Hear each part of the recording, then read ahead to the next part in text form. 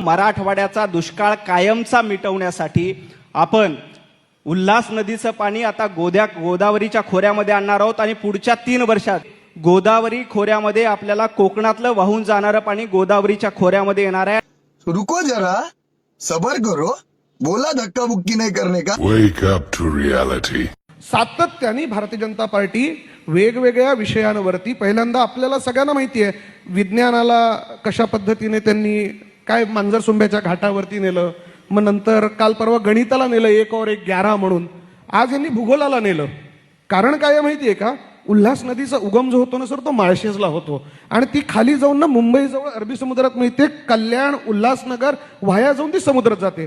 आता मला सांगा, माळशेजचा पूर्ण डोंगर चढून उल्हास नदी होऊ देत आपण डोंट बी इम्पेशंट। मुद्दा काय आहे, आता जो डोंगरातनं नदी निघाली, तुमच्यापैकी कुणी गृहिणी बसलेत, महिला बसलेत, पुरुष बसलेत, मला सांगा पाणी उताराकडे जातं की चढावाकडे जातो?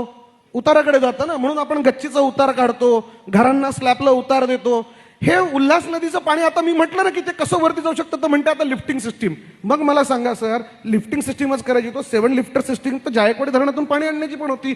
वॉटर लिफ्टिंग ज्यावेळेस करावी लागते ना सर, त्याची मेकॅनिझम आणि उल्हास नदी निमुळत्या भागातून जाते, तिला कुठेतरी तुम्हाला पहिल्यांदा स्टोरेज करावं लागेल।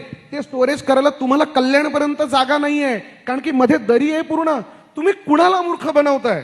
विकासाचं स्वप्न दाखवणं, अच्छे दिन येत आहेत हे सांगणं आणि ती घेणं, या जमीन आसमानचा फरक आहे। हा तेवढाच फरक आहे जेवढं भारतीय जनता पार्टी आणि त्यांच्या प्रवक्त्यांनी विकासावरती बोलण्यातलं आहे।